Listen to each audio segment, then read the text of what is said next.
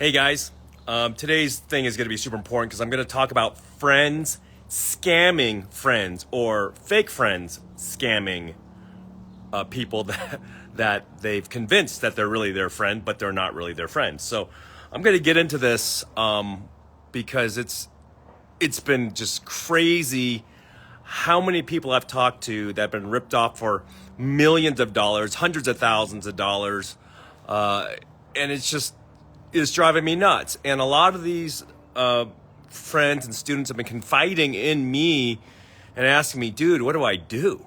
You know, I've gotten ripped off, and it like saddens me because I see people, men and women, working so hard to try to provide for their families, and you see these predators come out and just essentially steal their money.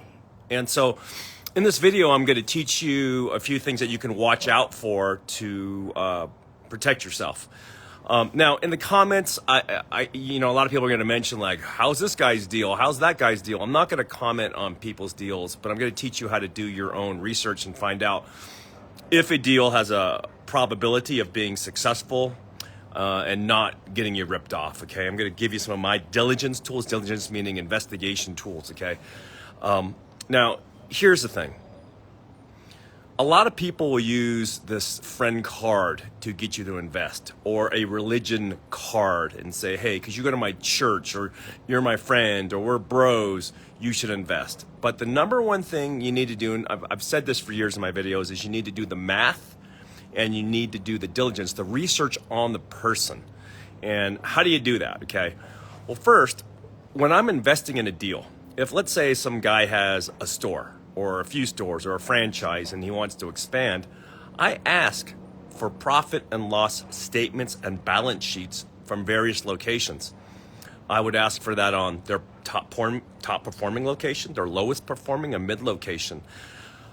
I also would look at balance sheets, and I also would verify with other investors who are reputable, who have good reputations, how their experience has been. Have they been treated with transparency and honesty? Now look, nobody can control the economy. So I think a lot of investments people may have invested in, let's say some restaurant stuff back a couple years ago, may not be performing that well because the economy is, being pressured right now with recessionary, tonality.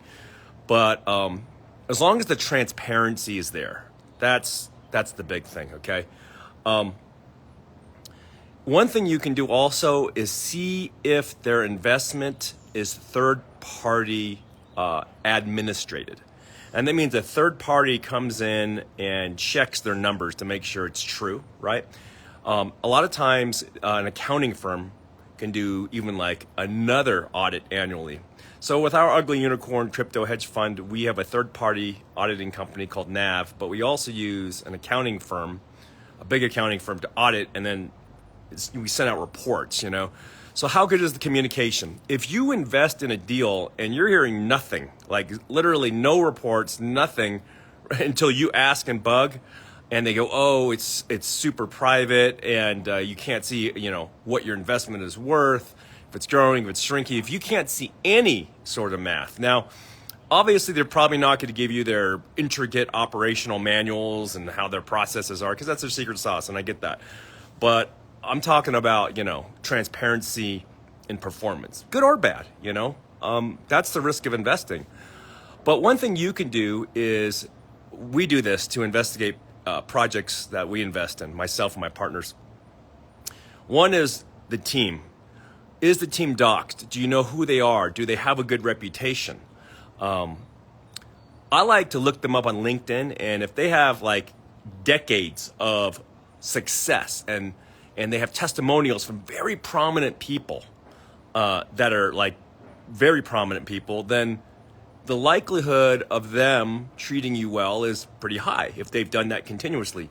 Now, if you Google them, or they're on LinkedIn and all this, and they've been sued by the government and they got like all this fraud stuff and blah, blah, blah, like too much stuff. Like it's crazy. It's not like a mistake they made in life. If they're a repeat offender over and over, they're just going to probably do the same thing. I always say great men and women leave great things in their wake, like a boat wake, But evil people leave a lot of dead bodies. And you're just going to be the next dead body if you suddenly think they've changed their ways after, scamming people time after time after time with fraudulent projects. So this applies to like crypto projects, real estate projects, food and beverage projects, oil and gas, solar, anything like that. Like, it's very important to research who the team is.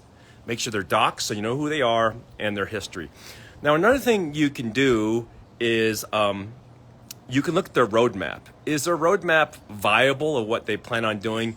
And if their company is already making profit, or they've been profitable already, and they just need money to help scale that, how's that broken down? Another thing you want to look into is how they get paid. So, for example, let's say a company wants you to invest $100,000. If they keep, let's say, they call this, sometimes they'll make what's called a carry, which is okay. That means if they make money, right, then they get a percentage of that, and you get a percentage as the investor, right? That's okay. What I'm not okay with is people taking 20% off the top. What does that mean? So if you put 100 grand into an investment and they keep 20 grand of that just off the top, just to get involved, and then you automatically only have like $80,000 of your $100,000 investment actually deployed in the investment. That's screwed up, because then they're getting paid for absolutely nothing. And they just basically, if they raise, $100 million, they've made $20 million, and they haven't made you a dime, okay? It's okay for people to make money if their investors are making money. That's just the rule that I follow on deals that I deploy, and you can do whatever you want, but that's just one of my personal rules, right? So I just want you guys to be very wary. Do not use friendships as a reason. When people say, I invest with my friends, don't do that, okay? If you want to help your friend out, write him a check, okay? And just say you don't need to pay me back. If you really just want to help a friend, okay? Look at the math, their competency, their track record, their business acumen, all those things, okay? Now, one thing you can do if you're putting a lot of money into somebody is you may go as far as to do a background check. If you're going to be partners with them, like on a syndication, you don't want to be partners with criminals, because I've seen really good people partner up with criminals, and then when the criminal does criminal stuff, the other partner doesn't know, and it drags them into the criminal allegations and sometimes criminal charges, prison time. Crazy. I've seen people go to prison for decades just because they were partnered with bad partners that were doing fraudulent things, and they knew very limited amounts of like what they were doing, and it was just terrible. So be careful who you pick as a partner. Be careful who you invest with, though, and just do your research and ask the questions ahead of time. Don't wait till after the fact, because all these guys that have been coming to me going, Dan, what do? I lost $1 million. I lost this, and whatever they lost. They're like, what do I do? And I'm like, well, what you got to do is, what did you learn? What did you learn from this experience? And the thing is, do your diligence. Don't be afraid to say no, okay? If it doesn't feel right and it doesn't check out mathematically, then don't be afraid to say no, okay? Now, there's a lot of good deals out there, but during this recessionary time, you're going to see like how people really are. You're going to see a lot of people do really bad things during desperate times, though. So I think you need to be extra wary during these times, though, because Ponzi schemes and these private investments that are out there that like there's no third-party audits or anything like that, super sketch. All right, guys, super sketch. So I hope this has helped you in that journey. If you do have some basic questions like on like diligence stuff, you can comment below again. But if there's deals that you want me to analyze and things like that, I can't really give opinions about people's deals unless I've done real diligence on that, right? So, and I'm pretty transparent with you guys about a lot of the stuff I'm involved with. So, again, any questions, just direct message me. I appreciate you guys.